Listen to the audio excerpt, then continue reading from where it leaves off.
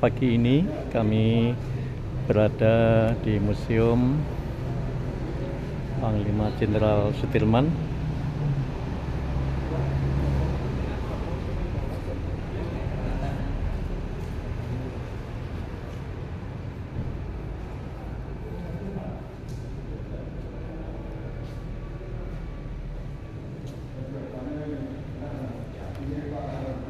Ini kami bersama Pak Jenderal Tiasno, Pak Hanafi.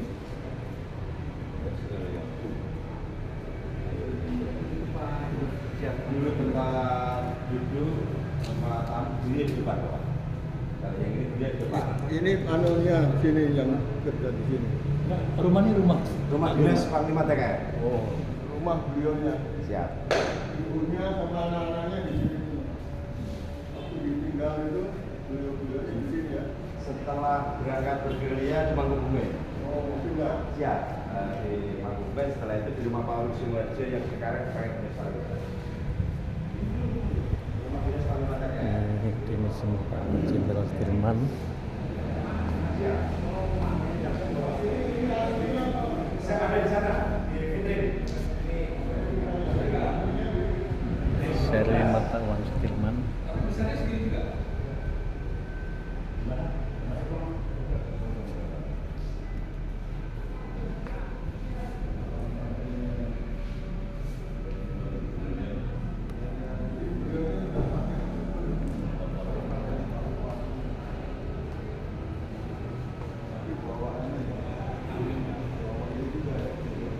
Wajib Bapak sih kalau sudah kumpul bisa dipandu sama Pak Yatim. Oh iya. Sebelum acara. Sebelum acara di sana ya. Siap. Ruang santai, ruang tidur putra putri. Ini ekor aja. Gawe pengantar anu anak dina. Sama.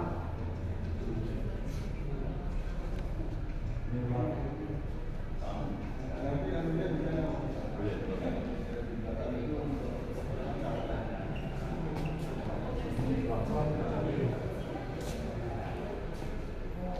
Ruang kerja.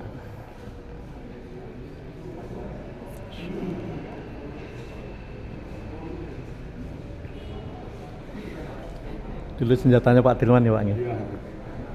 Undangannya Pak Dirman. Masih Senjata kuno. Belanda juga ini Pak ya? Iya. Belanda ya? Iya. Zaman Belanda. Teman Belanda. Mungkin kalau ini pernah menjadi komandan batalion, kalau didikan peta pasti punya samurai. Iya. Samurai ya? Pernah menjadi komandan batalion, kalau didikan peta pernah menjadi komandan batalion pasti mempunyai samurai. Masuk beliau. Samurai. Kali itu Pipa Gadingnya beliau secara proaktif. Pipa Gading ya? Iya. Kacamatanya beliau. Ya. Bukan hadiah itu langsung beliau komandan. Komandan batalion. Komandan batalion ya. Siap komandan batalion. Tapi zaman zaman Jepang. Siap. Didikan Jepang. Iya, iya. Radionya nggak tahu. Di komunikasi dulu.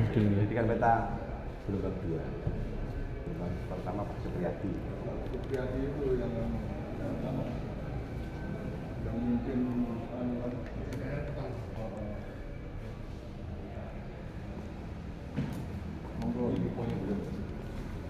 ya. Halaman untuk bacaan perlengkapan alat minum keluarga Pansar.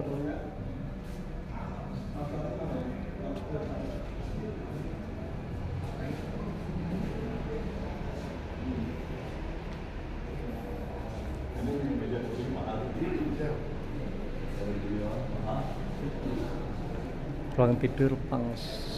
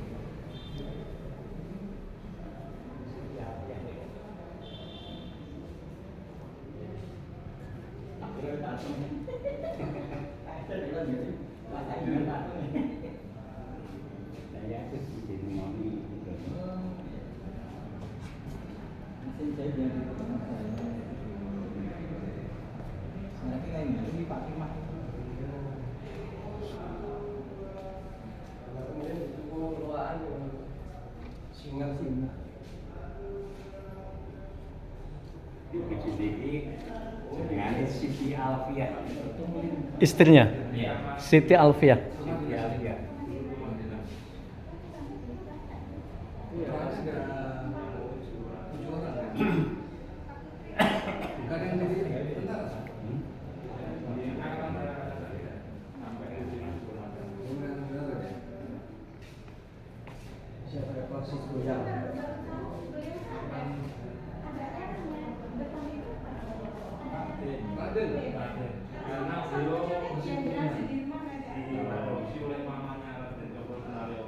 Beliau asisten Mardana, kalau sekarang camat. Jadi ada gelarnya Raden. Jadi Raden Mas. Raden Mas. Karena dia selalu mendampingi Persis banget. Persis. Ibu masih sempat ketemu. Itu istri ya? Istri beliau ya? Iya. Siti Alfiah. Siti Alfiah.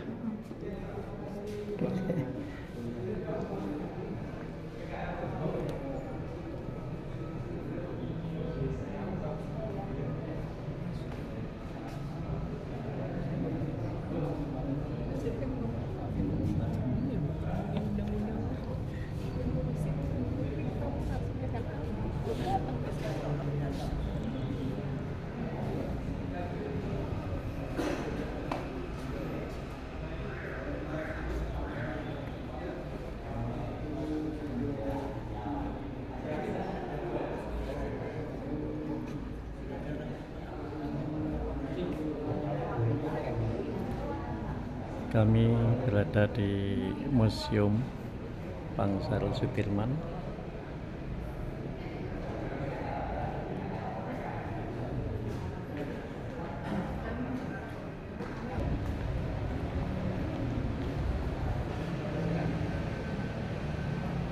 Lipat dulu di sana.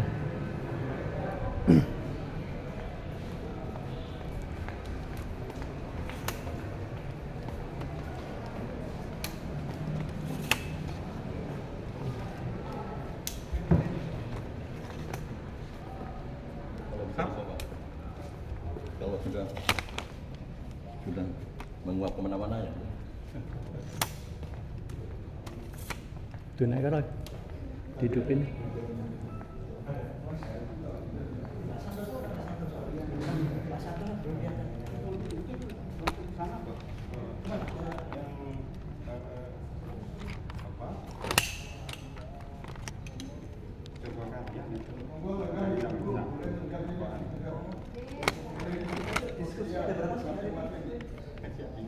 Jadi ya FPP ini ya.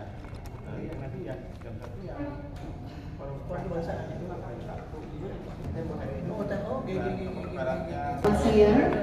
Terima kasih atas kehadiran Bapak Ibu sekalian kali ini di Museum Jenderal Sudirman, dan diskusi kali ini masih bagian dari rangkaian acara memperingati Hari Pahlawan 10 November hari ini tahun 2025. Dan diskusi kali ini akan dipandu oleh Profesor Muhammad Hirzin. Dan sebelumnya mari kita mulai diskusi ini dengan membaca basmalah bersama-sama. Bismillahirrahmanirrahim. Mohon bisa mengisi kursi bagian depan terlebih dahulu Bapak Ibu ya, biar tidak terlihat kosong-kosong begitu. Nanti yang datang bisa langsung mengisi yang belakang. Silakan Prof.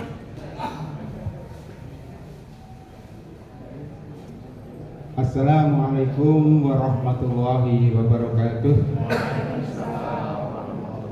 Salam sejahtera untuk kita semua. Alhamdulillah pada siang hari ini kita bisa bersilaturahmi di Museum Jenderal Sudirman. Bapak-bapak yang terhormat, Bapak Jenderal Diatma Sudarto, Bapak Hanafi Aslam, Profesor Rahmat Wahab, Bapak Ibu semua yang berbahagia, mari diskusi pada siang hari ini kita buka dengan basmalah. Bismillahirrahmanirrahim. Seperti disampaikan oleh pembawa acara bahwa diskusi ini adalah kelanjutan bagian dari memperingati Hari Pahlawan 10 November pada tahun ini. Untuk itu kita bersemangat untuk menghimpun, memadukan kekuatan-kekuatan masyarakat Yogyakarta untuk menegakkan kebenaran, kejujuran, dan keadilan bersama para purnawan dan para tokoh masyarakat. Dari Jogja kita menyerukan kebangkitan Indonesia. Dari Jogja kita menyerukan perjuangan untuk menegakkan kebenaran, keadilan, dan kejujuran. Untuk ini kita akan berikan kesempatan kepada Bapak. Monggo Bapak mulai. Bapak Dwi, ayo.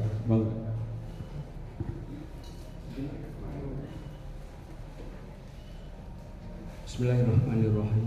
Assalamualaikum warahmatullahi wabarakatuh. Waalaikumsalam warahmatullahi wabarakatuh. Bismillah, alhamdulillah. Wassalatu wassalamu ala rasulillah wa ala alihi wa sahbihi wa man wala. Alhamdulillah hari ini kita sudah menyelesaikan satu acara, yaitu ziarah ke makam Panglima Besar Sudirman dan para pahlawan lainnya yang sudah kita mendoakan. Dan tentu yang akan menjadi satu panutan semangat perjuangan mereka, itu yang paling penting untuk kita yang masih hidup ini. Semangat perjuangan ini sangat penting untuk kita. Semangat perjuangan tidak hanya untuk melawan penjajah saja pada waktu itu, tetapi semangat perjuangan hari ini adalah kita melawan kezaliman, kita melawan ketidakadilan, kita melawan perlakuan hukum yang tidak adil. Dari situlah kami melihat selama 10 tahun kondisi negara tidak baik-baik saja, banyak hal-hal yang sungguh sangat memprihatinkan.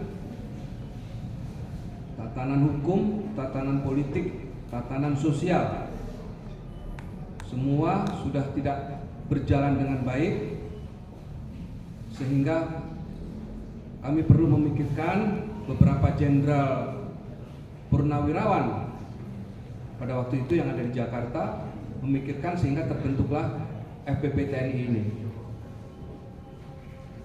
Sebagai satu langkah semangat untuk kami semua, tentu FPP TNI ini tidak menutup diri, membuka diri untuk bisa berkolaborasi di dalam perjuangan, di dalam menegakkan keadilan, ya, di dalam memperjuangkan ketidakadilan dan penegakan hukum. Tentu kalau kami ini mendapat dukungan dari masyarakat, khususnya adalah civil society, para tokoh-tokoh agama, kemudian juga dibantu dari beberapa tokoh akademisi, kita akan menjadi suatu kekuatan yang luar biasa. FPP TNI ini satu hal yang tidak disangka-sangka oleh beberapa tokoh-tokoh politik yang ada di Indonesia, oleh beberapa lembaga-lembaga termasuk DPR, oleh beberapa orang, oleh beberapa para purnawirawan lain yang tergabung dalam organisasi purnawirawan yang lain. Ya, jadi tidak disangka munculnya FPP TNI ini begitu menggelegar ketika kita melakukan deklarasi 8 tuntutan. Deklarasi 8 tuntutan itu seyogyanya adalah untuk mendukung Pak Prabowo sebagai Presiden RI, meringankan kerja beliau, mempermudah kerja beliau, sehingga kami mengeluarkan 8 tuntutan yang sudah kami deklarasikan di Kelapa Gading pada bulan April. Ya, kalau tidak salah bulan April pada waktu itu. Dan hari ini tentu langkah FPP TNI menginginkan satu kerjasama, kolaborasi, perjuangan yang kami inginkan, dan kami selalu merindukan adanya suatu dukungan dari civil society. Kita tidak akan bisa berhasil ketika kita akan berjalan sendiri-sendiri.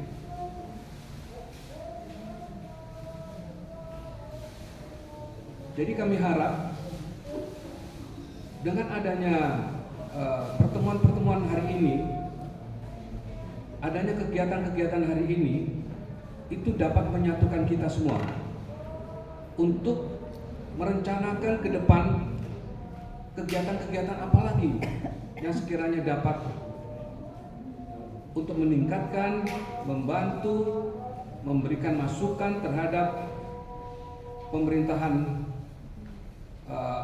Pak Prabowo Subianto. Namun kita juga harus memberikan satu kritikan, masukan-masukan yang sekiranya pemerintahan yang dipimpin oleh Pak Prabowo ini sudah menyimpang dari konstitusi. Kita tidak bisa diam, kita harus belajar dari 10 tahun terakhir yang kita alami. Harus belajar dari situ.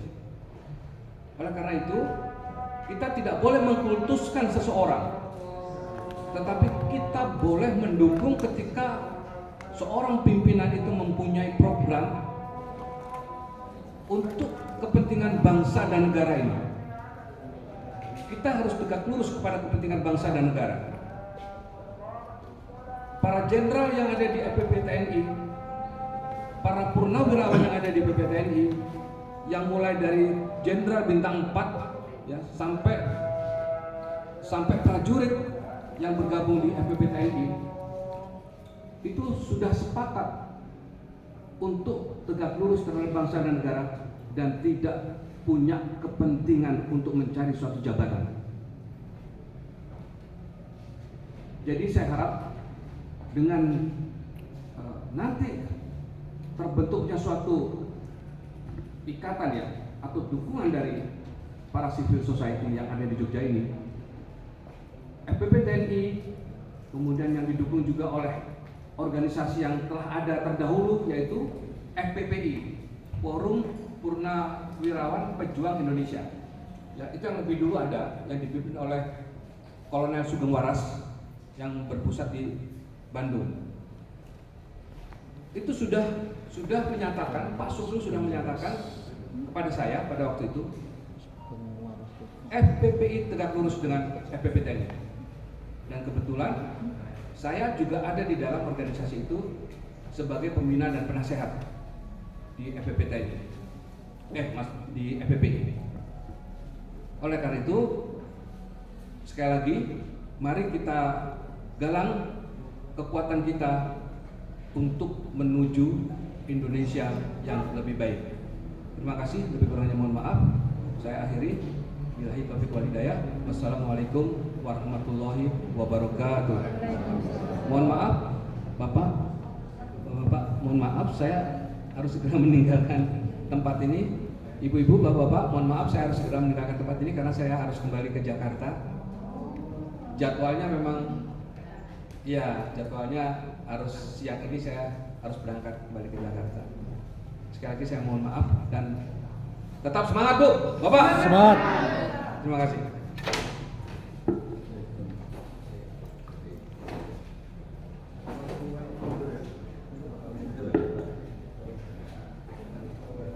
Alhamdulillah. Alhamdulillah, terima kasih Bapak Dwi Cahyo yang telah menyampaikan pokok-pokok pikiran untuk memadukan potensi elemen-elemen pejuang Yogyakarta khususnya bersama Forum Purnawirawan TNI.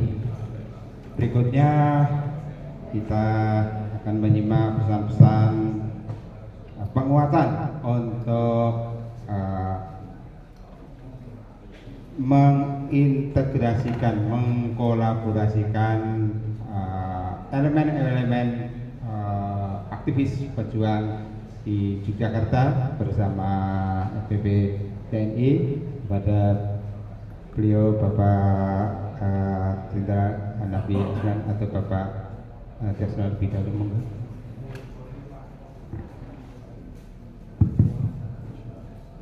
Assalamualaikum warahmatullahi wabarakatuh. Waalaikumsalam. Terima kasih atas waktu yang diberikan kami. Yang mendasari kenapa kita berkumpul ini adalah pada waktu ini sedikit cerita ya. Pada waktu kita berkumpul di Excelso. Di Excelso. Awal itu berbincang-bincang tentang gerakan-gerakan. Ada yang bertanya bagaimana FPB TNI kelanjutannya. Ya tetap berjuang FPB TNI dan banyak langkah-langkah yang sudah pernah dilakukan seperti mengirim surat yang kedua, ketiga, semua secara konstitusi. Jadi kita bukan mau makar, jadi melalui cara-cara yang konstitusi. Karena tidak jawab, kirim lagi. Dan terakhir dikirim satu persatu alamatnya itu, baik itu DPR, Presiden, DPD, terus MPR, ketua partai juga satu-satu. Kalau dulunya bagi tembusan. Mudah-mudahan kalau alamat aksi beliau-beliau ini akan merespon. Tapi kami masih merasa tidak ada yang berani untuk merespon. Apalagi yang dari partai ya. Ada yang partai ini. Apalagi partai tidak akan berani bereaksi. Kalau bereaksi istilahnya setuju bagaimana ya risikonya mungkin akan direspon karena tidak sesuai arahan dari ketua umum. Bertanya lagi karena komposisi partai yang tergabung dalam pemerintah itu sangat besar ya. Banyak yang mengatakan menunggu perintah dari pemimpinnya Pak Prabowo. Dilematis lagi Pak Prabowo masih ada tanya kan? Ibu-ibu atau bapak sekarang bisa virtual atau langsung secara dari media sosial atau sarana informasi lain. Nah, pada kesempatan itu yang kedua pertemuan kita di rumahnya Bapak Legend Satyo. Sayang beliau tidak hadir. Yang hadir banyak dari itu disampaikan lagi bersama oleh Bapak Profesor Aprin. Keinginan komponen masyarakat Jogja berbagai ormas di Jogja yang begitu baik, kuat dan banyak itu menginginkan adanya yang merangkul bersama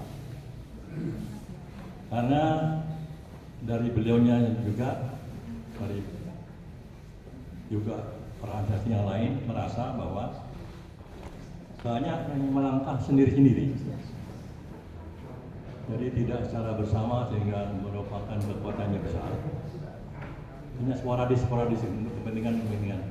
Seakan-akan ingin jadi panggung.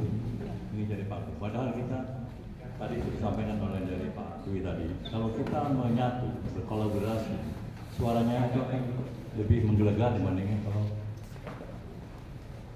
sendiri-sendiri atau pecah-pecah. Nah, ini kenapa kita dilanjutkan di siang ini untuk melanjutkan bagaimana kolaborasi yang diinginkan. Hanya saya pesankan dari satu kemarin dari Ustadz menyampaikan bahwa FPP TNI ini sudah dapat dikatakan kalau menasional sudah, mendunia sudah mulai. Tetangga kita Malaysia, Singapura sudah bicara tentang gerakan FPP TNI. Jadi tidak salah kalau dari kita menggabung diri atau bergabung bersama-sama dengan FPP TNI untuk membesarkan atau menguatkan tujuan dari gerakan-gerakan ini untuk sebagai apa ya, penyemangat pemerintah dalam hal mencapai tujuannya, tidak terombang-ambing sama kepentingan yang berbeda-beda, ditampung tapi nggak jadi-jadi. Dan mungkin kalau ditampung semuanya, keputusannya mungkin di luar dugaan yang diharapkan. Ini ide kenapa sampai siang hari ini kita melanjutkan pembahasan bagaimana kita bisa berkolaborasi. Di dalamnya ada FPP TNI dan mengangkat ke masyarakat Jogja secara utuh menjadi satu gerakan yang kita kalau pakai gerakan menjadi lebih besar. Demikianlah yang saya sampaikan, lebih kurangnya mohon maaf. Assalamualaikum warahmatullahi wabarakatuh.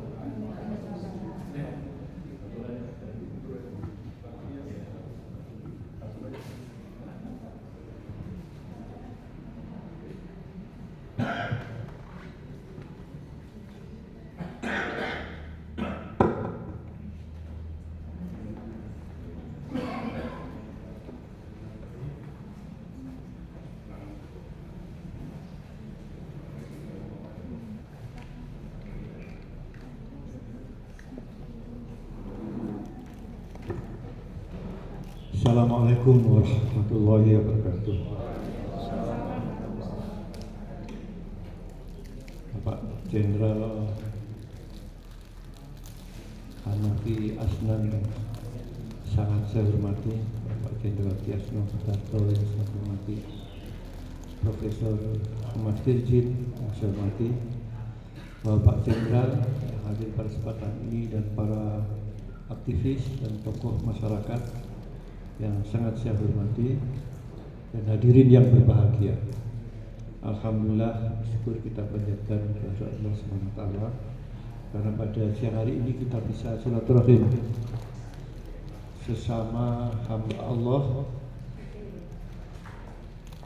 yang memiliki komitmen yang baik terhadap bangsa dan negara, dan insya Allah akan selalu dalam lindungannya. Amin. Salawat dan salam mudah-mudahan tetap tercurahkan atas Nabi besar Muhammad SAW yang telah memberikan bimbingan terbaik untuk hambanya untuk terus istiqomah di jalan yang lurus, Shiratal Mustaqim, yang akhirnya kita akan bisa memetik pada akhir kehidupan terbahagia di dunia dan di akhirat. Amin. Bapak yang saya hormati, saya ingin sedikit membersamai pertemuan ini. Pertama, nampaknya starting point yang sangat baik adalah wa ma khalaqtul jinna wal insa illa liya'budun. Tidak dijadikan manusia dan jin itu kecuali beribadah. Tapi di sisi yang lain juga untuk keseimbangan, ini ja'ilun fil ardi khalifah, bahwa aku dijadikan di dunia ini untuk menjadi khalifah di bumi. Jadi dua fokus, dua orientasi penciptaan manusia itu bukan tanpa alasan. Kita sebagai individu tentu sangat berharap kita lahir dari Allah, berproses hidup bersama Allah, dan akhirnya juga ilahi rajiun, kembali kepadanya. Nah, untuk bisa kembali kepadanya meraih bahagia dunia akhirat, yang tanpa melalui hidup di neraka bukanlah sesuatu yang mudah. Oleh karena itulah kesempatan yang baik ini nampaknya kita belum merefresh kesadaran kita sebagai hamba Allah. Mungkin kita yang di sini sudah optimal untuk ibadahnya masing-masing, ya, sesuai dengan modal yang dimiliki, ilmu yang dimiliki, iman yang dimiliki untuk menghadap pada Allah, kepada Tuhan setiap saat harus berjumpa dengannya. Tapi yang tidak kalah pentingnya adalah dalam tugas kekhalifah bahwa kita tidak lagi memikirkan diri kita sendiri, tapi harus memikirkan tugas kekhalifah. Kulukum ra'in. Kamu semua itu sebagai pemimpin, tidak tanpa kecuali. Jadi kita ini sudah difitrahkan oleh Allah jadi pemimpin, mulai dari pemimpin untuk dirinya sendiri, untuk keluarga, dan untuk lingkungan kita. Inilah yang harus kita pahami secara luas, supaya kita tidak berpikir sempit. Setelah ibadah sudah selesai, tugas hidup kita di bumi ini, ya. Makanya banyak orang diam saja, bahkan juga memasukkan dirinya pada jebakan-jebakan yang merugikan dirinya dan keluarganya, karena memang kesadarannya itu tidak optimal. Oleh karena itulah Bapak Ibu yang hadir mulai tadi sampai sekarang ini sudah sedikit menggambarkan tentang tugas kekhalifahan. Tugas kekhalifahan, bagaimana kita memainkan peran kita. Jadi tugas untuk menyatukan Indonesia bukanlah tanggung jawab presiden saja. Semua pemimpin di tiap klaster, di tiap level punya tanggung jawab sesuai dengan coverage masing-masing. Dengan begitu maka tidak bisa kita lepas sama sekali dari persoalan kehidupan dalam berbangsa ini. Oleh karena itulah saya sangat appreciate memberikan rekognisi yang sangat tinggi kepada Bapak Ibu, ya, bahwa memanfaatkan waktu hari ini itu hadir di sini dan tadi bukanlah perbuatan yang sia-sia. Kita sudah mewujudkan sebagian kecil dari tugas kita yang tentu dalam konteks tugas kekhalifahan.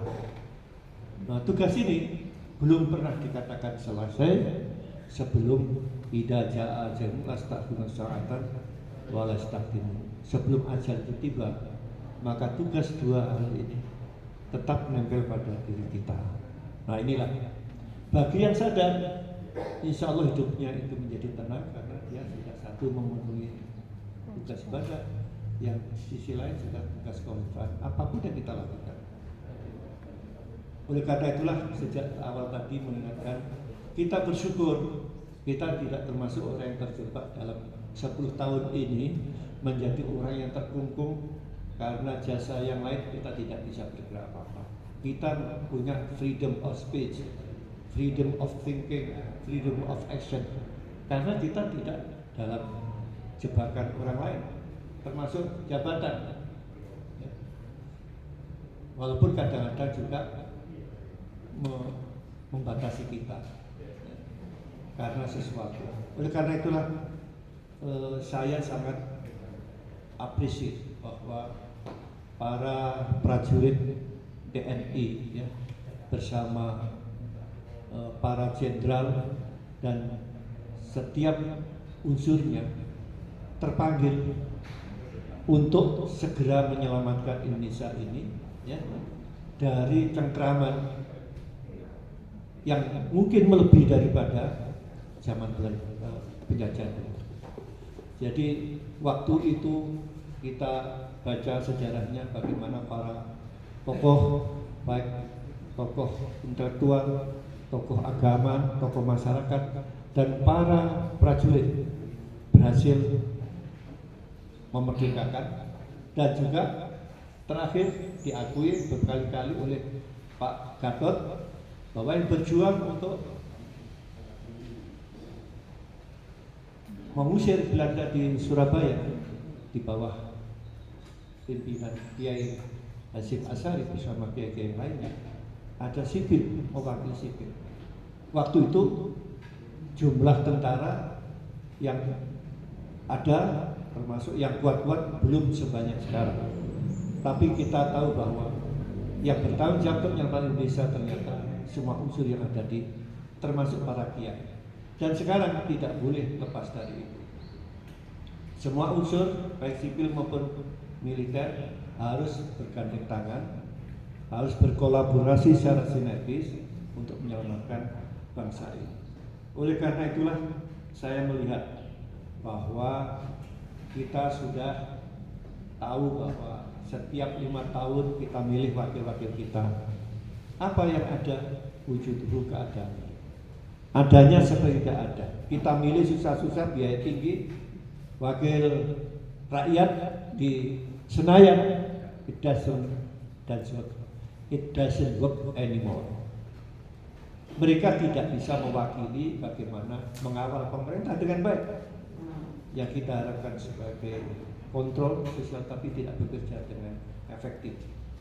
Jadi kalau sampai turun tangan ada gerakan parlemen jalanan, itu bukan karena kesalahan rakyat yang tidak menghargai para legislator, tapi karena mereka tidak mau turun untuk mewakili rakyat. Inilah yang terpaksa kita yang masih punya komitmen moral yang tinggi perlu mengkonsolidasikan diri.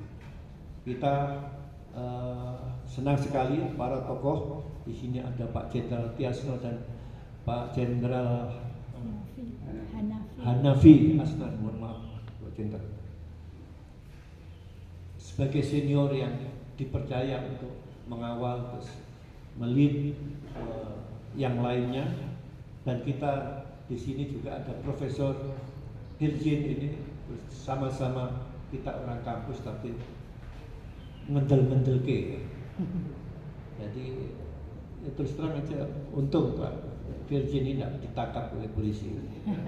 Beliau itu seorang ASN yang luar biasa, beyond others. Jadi yang lainnya pada diam di kampus ya. Kita beberapa termasuk kemarin ada mantan rektor di salah satu universitas yang tinggi begitu bicara, walaupun sudah dikoreksi tetap saja mendapatkan perlakuan yang tidak kita inginkan. Jadi semuanya itu karena panggilan hati bahwa para akademisi itu ada dua golongan, bureaucratic based intellectuals dan people based intellectual. Jadi ada intelektual akademisi yang berbasis itu birokrat yang suka dapat proyek ya, banyak ya, termasuk proyek yang di Kalimantan Timur itu ya, dan juga termasuk yang di Jakarta Bandung itu juga banyak intelektual juga di balik itu, dan di tempat-tempat yang lain, dan mereka susah mengkritisi rejim yang salah ya. Tapi intelektual yang berbasis people itu yang terpanggil, dan ini jumlahnya ada sih tapi tidak banyak. Nah inilah yang harus kita tagih supaya keluar dari sangkarnya, tidak habis waktunya untuk penelitian, pengabdian, proyek yang lain. Nah ini yang kita harapkan nanti membersamai para prajurit, purnawirawan TNI ya, dan juga para aktivis, mak-mak Jogja ya, ini berjilbab merah ini ya. Luar biasa, penyemangat ya, dan bapak yang berbatik ini dan juga yang pakai identitas tertentu ini yang tidak pernah kenal lelah. Ini aktivis 7778. Saya yakin semuanya punya keluarga, tapi saya tahu karena panggilan Allah, bapak ibu itu membuat space di hatinya itu, saya masih harus ngisi satu ruang untuk pembelaan terhadap tanah air, di samping untuk keluarga ya kan?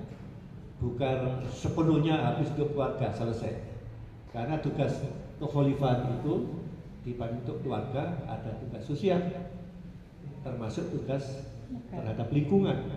Nah, semuanya itu adalah tidak bisa lepas dari tugas kekhalifahan. Oleh karena itulah kami mensupport betul bagaimana sinergi ini terus digulirkan, dan kita yakin bahwa Indonesia masih terus membutuhkan orang-orang yang peduli terhadap eksistensi Indonesia saat ini dan ke depan. Kita tahu begitu ada orang baru muncul 1 bulan setengah karena punya keberanian, ya, saya yakin itu adalah panggilan dari Allah untuk dirinya. Saya tidak apa-apa. Saya sudah sisa akhir hidup ini sudah tinggal berapa tahun.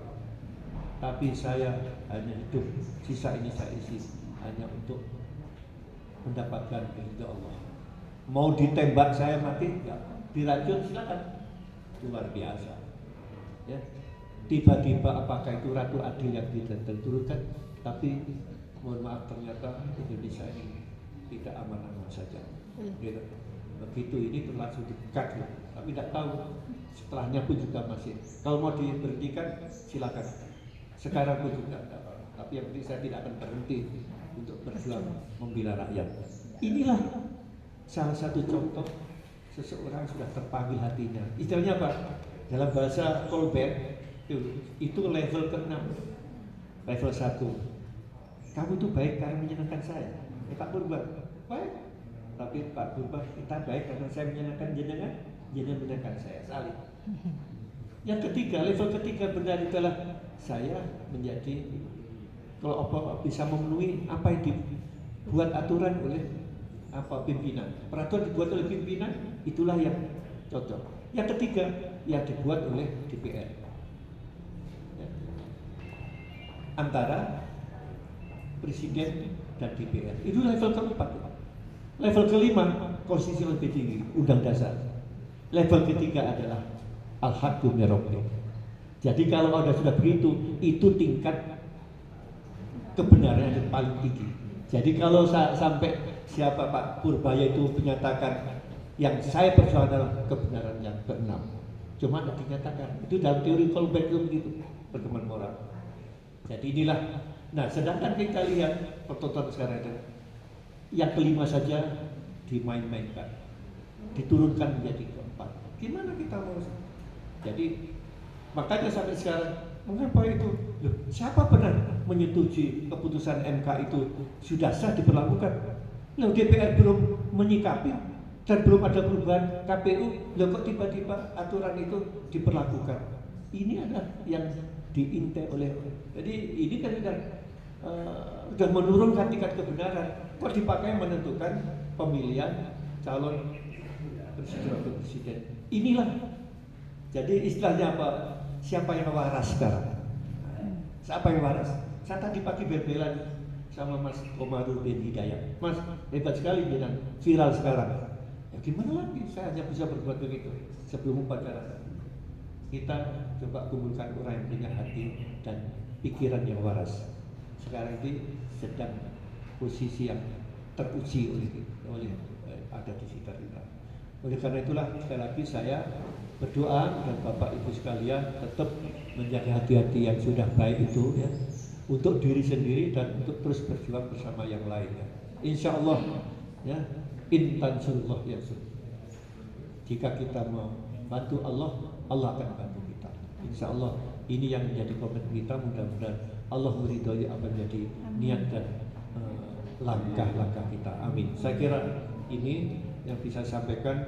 Kurang lebihnya mohon maaf. Wabillahi taufiq hidayah. Assalamualaikum warahmatullahi wabarakatuh.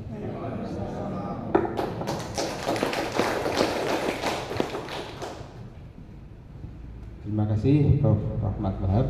Ibu-ibu, bapak-bapak, kita telah memperoleh pembekalan yang luar biasa dari Bapak Dwi Cahyo, Bapak Jenderal Hanafi Asnan, dan juga dari Prof. Rahmat Wahab.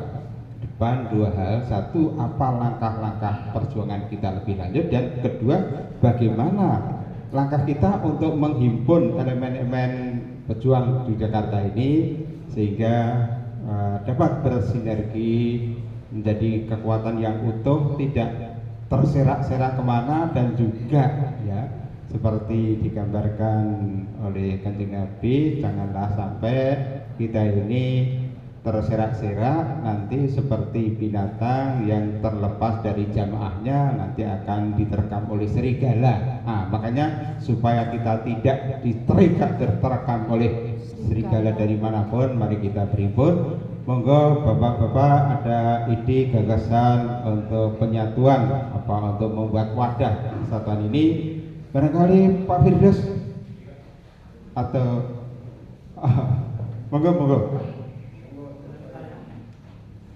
Pak Daris, idenya bagaimana ini Pak untuk selanjutnya? Monggo, terima kasih. Silakan.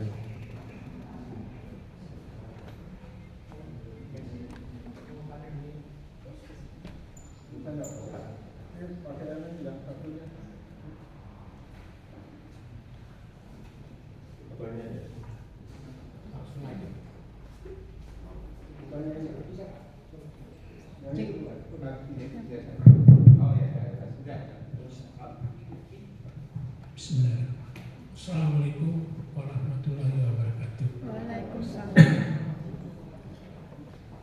Yang saya hormati Pak Hanafi, Pak Setiasno Awal, dan Pak Prof. Izin terima atas kesempatan yang diberikan kepada saya menyampaikan pokok pemikiran sehubungan dengan bagaimana membangun komunikasi antara tokoh-tokoh antara kita, tokoh-tokoh intelektual kita dengan kampus dan tokoh-tokoh masyarakat yang ada di Yogyakarta ini. Karena saya kemarin diundang untuk hadir di dalam acara tanggal 10 November ini, akhirnya saya teringat pada buku autobiografi Said Lili, dan salah satu penulisnya di dalam buku itu adalah saya sendiri. Di situ tertulis di dalam tulisan saya itu, "Riz, aku mau ditangkap." Tulisan ini, sebagian dari tulisan saya ini sudah saya serahkan kepada Pak Tiasno. Maksud dan tujuannya apa? Agar hal-hal yang terungkap di dalam tulisan ini tidak lagi dilakukan tindakan yang sama, yang tujuannya adalah menindas sifat-sifat kekritisan dari kampus. Maaf Pak, di sini yang melakukan penindasan terhadap gerakan mahasiswa itu memang dulu namanya bukan DI, tapi ABRI. Meskipun ABRI waktu itu menindas kampus, tapi tokoh-tokoh seperti Jenderal Nasution, Ali Sadikin, kalau di Jogja itu Brigjen Sajiman, itu dekat sekali dengan mahasiswa. Jadi tidak semua ABRI waktu itu tunduk kepada apa yang diperintahkan oleh Pak Harto sebagai presiden. Saya termasuk orang yang dilindungi oleh Pak Nas. Waktu itu saya datang ke rumahnya dengan Pak, saya tulis, "Kamu masuk dari mana?" "Dari depan." "Waduh, kalau kamu masuk dari depan berarti kamu itu sudah direkam oleh rumah yang di sebelah sana." "Siapa yang rumah di sebelah sana?" "Ada di sini," itu cerita. Itu setiap tamu saya itu direkam sama intelnya Manager Bang Abel. "Nanti kalau kamu pulang dari sini, kamu jangan keluar dari depan, pasti kena tangkap." Jadi gimana Pak? "Nanti kamu saya carikan jalan." Jadi dari samping rumah Pak Nas itu ada jalan kecil, lorong kecil. Disitulah diselamatkan saya dengan Pak Nas. Saya dengan Pak Said, sehingga keluar dari rumahnya, tapi nyasarnya ke Jalan Cendana. Loh, ini Jalan Cendana Pak Said. Wah, ini buku-buku yang diberikan oleh Pak Nas bisa kena tangkap kita nih. Waktu itu ya, udah kita nggak usah lari, jalan yang tenang aja. Akhirnya lolos dari Cendana nomor 7 itu ke ujung jalan selamat. Nah, ini kira-kira pertanyaan saya. Kira-kira sekarang ini jenderal yang punya kemampuan untuk berkomunikasi dengan kampus, termasuk di sini dengan aktivis mahasiswa, kok rasanya belum ada. Padahal di Yogyakarta ini salah satu kekuatan yang tidak bisa dilawan oleh sebuah kekuasaan apapun adalah kampus itu sendiri. Pengalaman yang sudah saya alami, kampus-kampus itu tidak semuanya yang namanya rektor itu setuju dengan gerakan mahasiswa. Maaf lupa, di sini saya tulis Pak Iman Barnadi, rektor IKI Yogyakarta, tidak setuju dengan gerakan mahasiswa dan dia meninggalkan gerakan mahasiswa. Nah, kecuali dengan Pak Prabowo rektor UII yang begitu melindungi mahasiswa setiap gerakan yang sifatnya mengkritisi pemerintahan waktu itu. Nah, yang sering mengejar-ngejar mahasiswa waktu itu adalah Komandan Korem. Nah, sekarang ada diskusi di situ.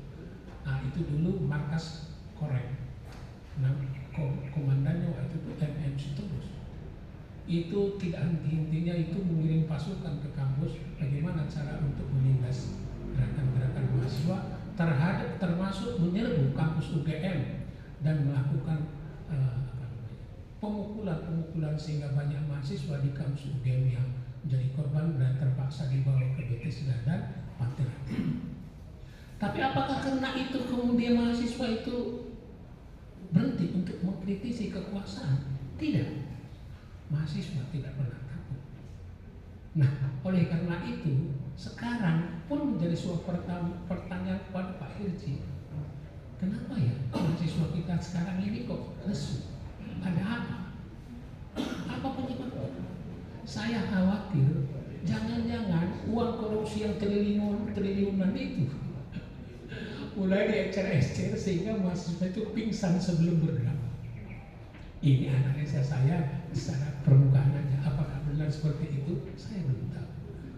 Saya kira perlu kita bongkar satu persatu persoalan yang mendera gerakan-gerakan perlawanan yang ada di kampus di Yogyakarta, termasuk kampus, sehingga kita bisa membuat sebuah kesimpulan.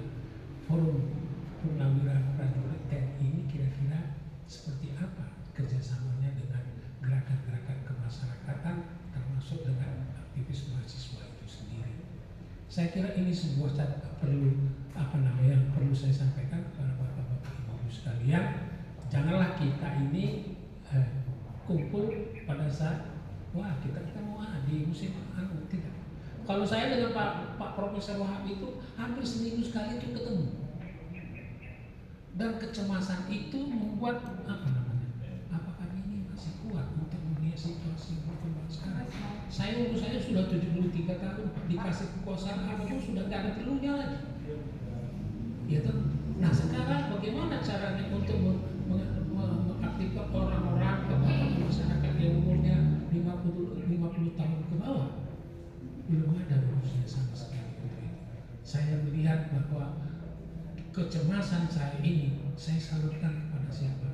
Apakah Pak Tiasno sama Pak Hanafi kuat mengatasi persoalan ini? Saya juga belum tahu.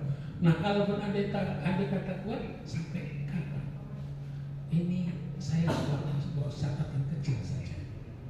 Itu yang namanya Sigit itu pensiunnya bulan Mei tahun 2027. Ya, Mei. Saya kira Pak Prabowo tidak akan mungkin mencoba jabatannya sebelum masa pensiun itu ada. Karena landasan alasannya enggak.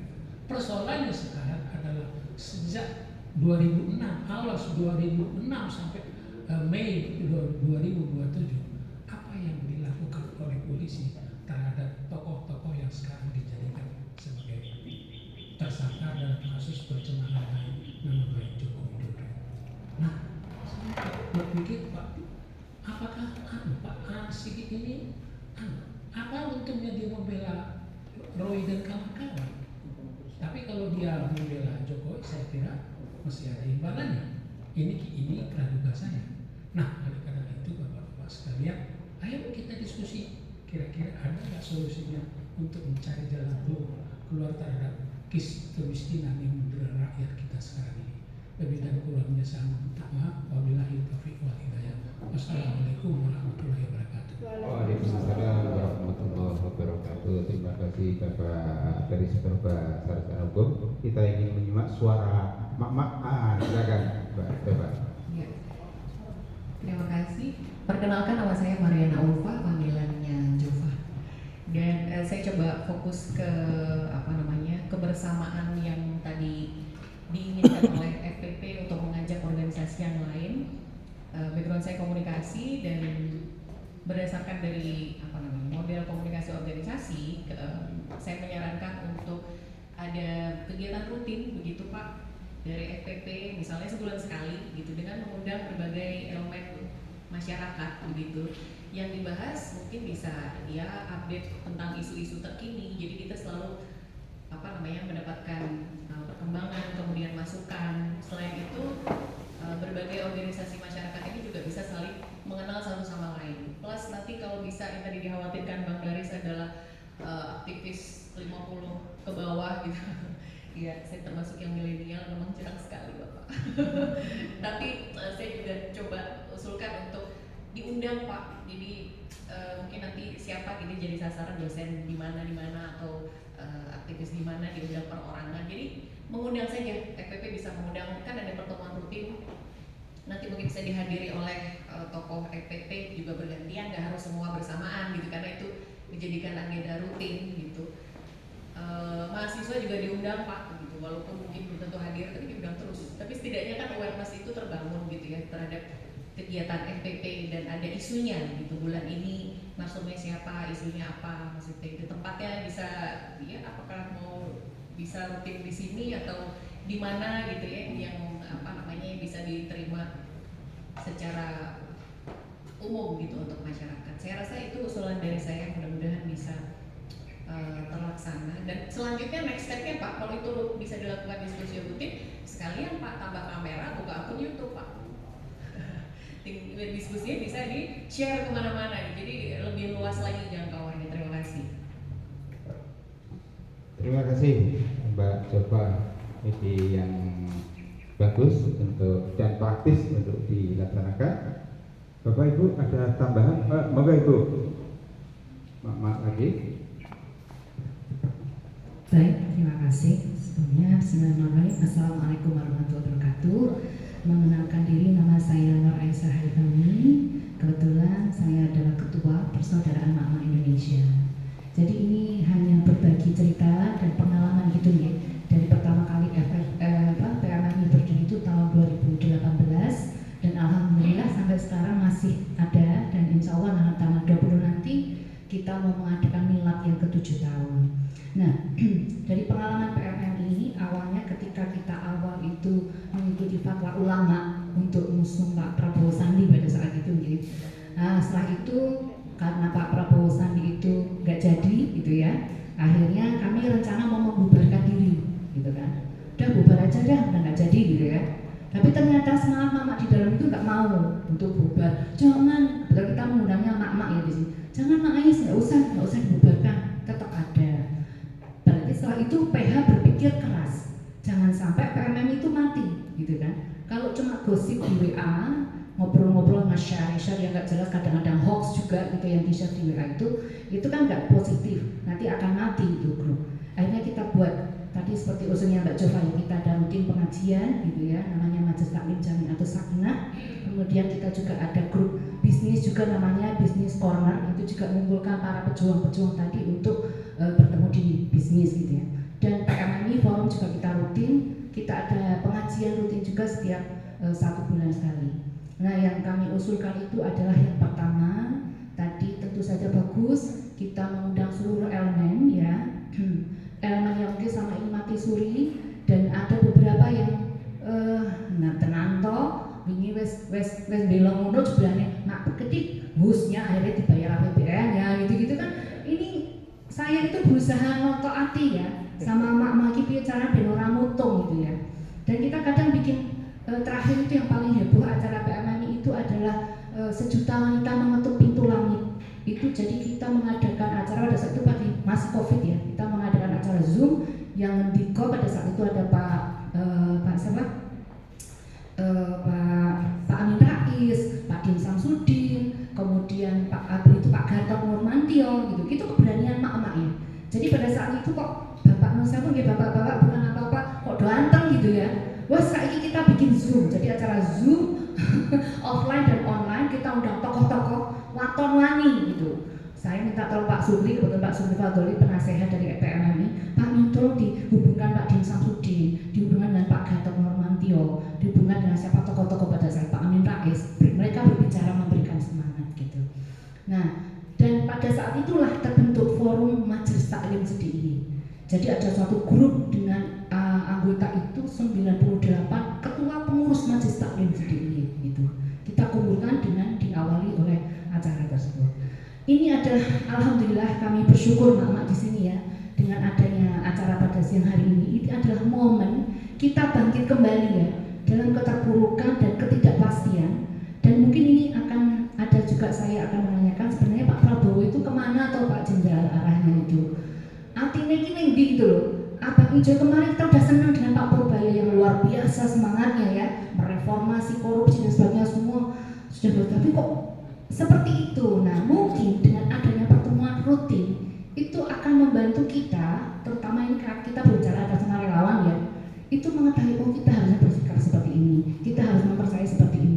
Bisa nggak? Mungkin kalau relawan para TNI itu kan memiliki kayak intelijen ya Pak Jenderal ya.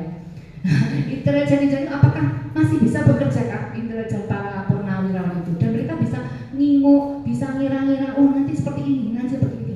Nah di forum pertemuan yang rutin tadi bisa memberikan gambaran kepada kita relawan, what can we do, what we have to do, apa yang harus kita lakukan sebagai seorang relawan gitu ya, dan bagaimana kita bisa menenteramkanlah umat ini agar lebih terasa lagi dan lebih optimis lagi untuk membuat suatu perubahan. Begitu mungkin masukannya. Tentu saja tadi usulnya Mbak Jova bagus, atau multimedia Pak. Multimedia itu bagus sekali. Kita viralkan, Pak, perlu pertemuan hari siang ini kita viralkan. Semua bapak-bapak dan ibu-ibu yang di sini harus memviralkan acara ini dan menyatakan bahwa ini suara dari Jogja. Setelah adanya teman-teman dari relawan kemarin, kita ketemu dengan Pak dari FKB ya Pak, di PDHI kemarin dengan Pak siapa yang timnya Pak Rio Suryo, itu masalah ijazah itu, walaupun sekarang akhirnya mereka dikirim masuk sebagai tersangka. Begitu, matur nuwun sekali. Assalamualaikum warahmatullahi wabarakatuh. Terima kasih Mbak Ais. Ini semakin mengerucut bahwa kita perlu pertemuan katakanlah 1 bulanan, dan mungkin kalau boleh saya mengusulkan ini tempat ini dahsyat gitu ya. Jadi kalau kita nggak usah nyari-nyari mana tempat lain, kita di sini ini kalau diizinkan kita bisa ngumpul-ngumpul di sini. Ya kita akan menyimak pesan terakhir dari Bapak Jenderal Tiasno Sidarta. Pesan-pesan. Assalamualaikum warahmatullahi wabarakatuh. Alhamdulillah kita berkumpul, kemudian kita sudah silahkan nanti menyampaikan. Dalam hal ini saya ingin menyampaikan saja sedikit terima kasih kepada pengurus dari Museum Jenderal Sudirman. Terima kasih yang telah memberikan kesempatan untuk kita berkumpul di sini, yaitu di tempat ini. Karena sekarang ini kan Hari Pahlawan. Jadi pahlawan yang bagi TNI itu yang topnya adalah Jenderal Sudirman ini, karena ini adalah Bapak TNI kita. Makanya tadi sudah ke makamnya, kemudian sekarang kita ke museumnya dan diberi waktu untuk berkumpul ini. Alhamdulillahirabbil alamin. Kemudian saya mendengarkan tadi, intisarinya ini kan sebetulnya pada persatuan dan kesatuan gitu. Ingat di dalam sejarah kita terjajah ratusan tahun. Kemudian kita sudah berjuang itu. Di dalam penjajahan itu daerah-daerah itu sudah berjuang terus, tetapi tidak pernah berhasil untuk menumpas penjajah kita. Kemudian alhamdulillah setelah adanya Sumpah Pemuda, kita bersatu, kemudian kita menyatakan bahwa kita berbangsa satu, bangsa Indonesia, bertanah air satu, tanah air Indonesia, dan kita berbahasa satu itu untuk bahasa persatuan, untuk bahasa persatuan. Setelah itu kemudian kita sudah bersatu, berjuang, alhamdulillah 17 Agustus itu kita bisa merdeka. Jadi kunci utama keberhasilan kita adalah di dalam persatuan dan kesatuan. Sebaliknya, penjajah itu masuk ke daerah manapun, intisarinya adalah divide et impera. Oleh karena itu, pasti semua yang ingin menjajah kita menginginkan kita ini divide et impera, keluar dari persatuan dan kesatuan. Itulah yang sampai sekarang pun dibikin oleh penjajah. Nah, penjajah gaya baru tidak mendatangkan pasukan untuk menjajah, tetapi cukup mencari tokoh-tokoh satu bangsa yang dia bisa dikendalikan untuk menjadi menjadi pemimpin penjajah. Nah, mereka itu membuat kita divide et impera. Hati-hati. Makanya penjajahan gaya baru itu lebih memakai tokoh-tokoh dalam negeri sendiri. Nah, inilah yang terjadi. Inilah yang terjadi. Nah, kenapa bisa terjadi itu? Nah, ini menurut saya ada poin-poin yang penting. Masalah pendidikan. Nomor satu, pendidikan. Pendidikanlah yang akan bisa membuat para pemuda itu kembali bersatu. Tapi pendidikan juga inilah yang bisa membubarkan persatuan dan kesatuan. Pendidikan kita tidak ada sejarah, dihilangkan.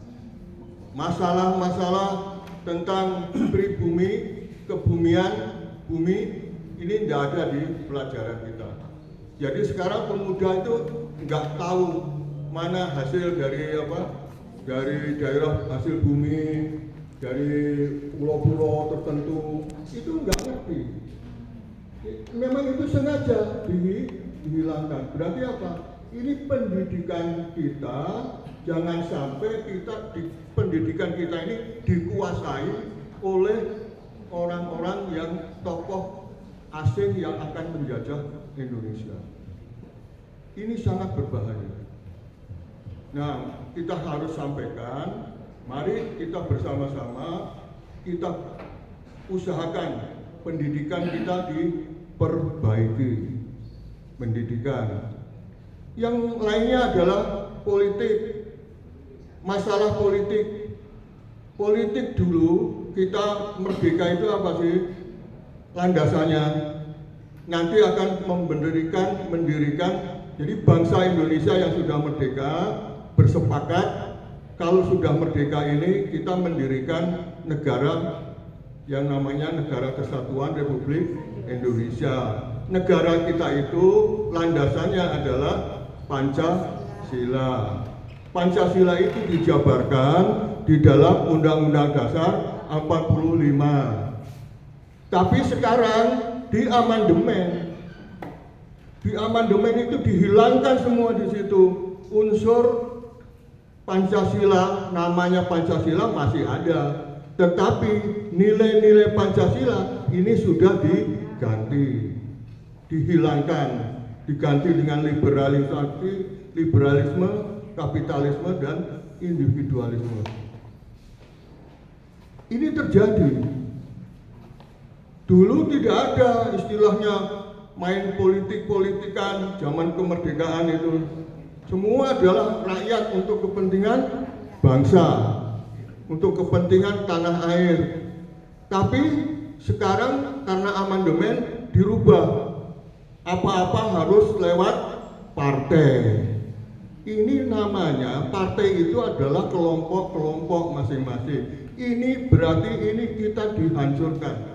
Ini di namanya tadi untuk divide et impera, kita dipecah lewat partai-partai. Berarti kuncinya mana untuk politik? Kuncinya adalah kita harus segera kembali ke Undang-Undang Dasar 45 yang asli. Yang di dalamnya itu adalah Pancasila. Sekarang masalah ekonomi. Masalah ekonomi. Jadi tadi pendidikan, politik, masalah ekonomi. Ekonomi itu sekarang juga landasannya adalah bukan Pancasila, bukan untuk kepentingan rakyat. Di dalam sila kelima terakhir itu adalah kemerdekaan kita itu apa? Keadilan sosial bagi seluruh rakyat Indonesia. Ini hilang. Dimainkan adalah unsur-unsur asing. Unsur-unsur asing yang dia mungkin punya dana, kemudian ini bisa memberikan dana, kemudian disuruh kerja, kemudian dikuasailah pulau-pulau, dikuasailah tanah dari rakyat, kemudian digali, tapi semuanya adalah untuk kepentingan asing, oligarki. Nah, poin dari oligarki bisa terus muncul dan berkuasa di Indonesia karena tokoh-tokoh pejabat-pejabat itu bisa dibeli oleh oligarki-oligarki itu. Berarti di sini ada masalah mental. Masalah mental, kembali lagi pendidikan. Pendidikan hilang, pendidikan mental itu dihilangkan. Padahal itu yang terpenting bagi kita. Nah, selanjutnya adalah budaya. Budaya pun demikian. Budaya adalah benteng terakhir terhadap masalah kemerdekaan. Jadi apakah kemerdekaan itu? Kemerdekaan itu intisarinya adalah kita berdaulat di bidang politik, kita berdikari di bidang ekonomi, kita berkepribadian sendiri di bidang budaya. Digantilah budaya-budaya asing masuk ke Indonesia. Coba kalau kita lihat di televisi sekarang ini banyak sekali menyampaikan budaya-budaya asing kepada televisi itu. Secara kita senang, pemuda kita senang melihatnya, tapi ini sudah merubah budaya kita. Nah, itu benteng terakhirnya kemerdekaan itu budaya. Kalau ekonomi diambil, oke lah, masih kita bisa berjuang untuk mengembalikan. Karena Allah sudah menyampaikan bahwa di daerah kita ini, di tanah air kita ini terdapat hal-hal yang semua yang ada untuk kepentingan dunia itu ada di Indonesia. Ya ini mereka tahu, mereka ngambil, tapi di dalamnya ini masih cukup besar. Berarti tadi oke, bisa. Tapi kalau itu dikuasai, oke, masih bisa jalan, masih bisa hidup. Kemudian kalau itu politik, kemudian dikuasai sekarang lewat partai-partai, Wah, ini juga kepentingan asing sebetulnya masuk ke partai-partai itu lewat dana-dana yang tidak karuan tadi itu dikasihkan ke partai itu langsung kalau mau memutuskan sesuatu tanya dulu pada yang ngasih dana itu. Ini hal-hal yang sangat begitu kepribadian kita, budaya kita sudah diambil, maka hilanglah kemerdekaan di dalam diri bangsa Indonesia. Makanya tidak susah, jadi susah berjuang. Tidak usah berjuang, yang penting hidup. Pokoknya ikut, bisa hidup, bisa enak, itu. Nah, ini sangat berbahaya. Sekarang posisi kita sudah akan menuju ke situ. Oleh karena itu, ini sangat pertahankan ini dan perjuangan kita ini sangat luar biasa. Mungkin 1 tahun, 2 tahun, 3 tahun kita tidak mau berjuang, kita akan terjajah resmi dan kita tidak akan bisa menjadi merdeka lagi. Nah, demikian ya, oleh karena itu kita harus berjuang. Nah, berjuang itu dengan apa? Dengan yang pertama adalah merubah itu tadi, kepribadian kita itu harus kita kembalikan kepada diri kita, bangsa kita. Nah, saya itu banyak ini ya, masalah seperti yang sudah dihadapi. Kita ini kan sangat maunya mendukung dengan tulus Pak Prabowo jadi presiden, karena tahun-tahun yang sebelumnya juga kita berjuang untuk itu. Tetapi kemudian setelah masuk itu, kok kita bingung. Kadang-kadang harapan kita tahu-tahu kok muncul lain. Ya, misalnya yang terakhir yang masalah kereta api cepat itu, ya sudah dijelaskan oleh Menteri Keuangan, APBN tidak boleh membayar ini.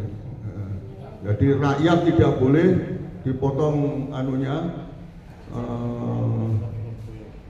untuk membayar itu. Berarti kan begitu. Tahu-tahu ada Pak Prabowo memberikan suatu keputusan bahwa itu nanti menjadi hak daripada saya, tanggung jawab. Kita jadi bingung. Nah, terjadi kebingungan. Kemudian yang terakhir itu adalah masalah yang berjuang untuk kepentingan kebenaran, keadilan, dan kejujuran itu kok malah dijadikan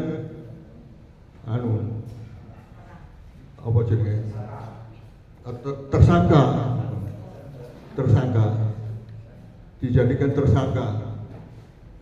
Ya, ini berarti polisi ini masih berpihak kepada oligarki, ya. Berarti masih, padahal Pak Prabowo sendiri sudah menyampaikan polisi ini harus segera reformasi, dirubah, karena ternyata polisi ini tidak mengabdi kepada kepentingan rakyat. Ini harus dirubah. Tetapi ternyata kok ini ada langsung putusan jawaban. Ini membuat hati kita lebih bimbang lagi. Nah, ini saya ingat-ingat yang disampaikan oleh beliau tentang kata-katanya sesepuh. Kata-kata sesepuh itu kalau mikul dhuwur mendem jero. Itu usaha sesepuh kita selalu mengatakan seperti itu. Ini dipakai mungkin landasan oleh Pak Prabowo. Untuk apa? Untuk jadi kalau ada kesalahan-kesalahan dari pimpinan atau kesalahan-kesalahan dari sesepuh, orang yang lebih tua atau jabatan yang lebih tua, ini dimaafkan. Enak banget. Kemudian kalau ada yang benar-benar yang baik-baik, ini didukung untuk dilakukan, sehingga itu sampai kepada masalah kereta api cepat dan sebagainya.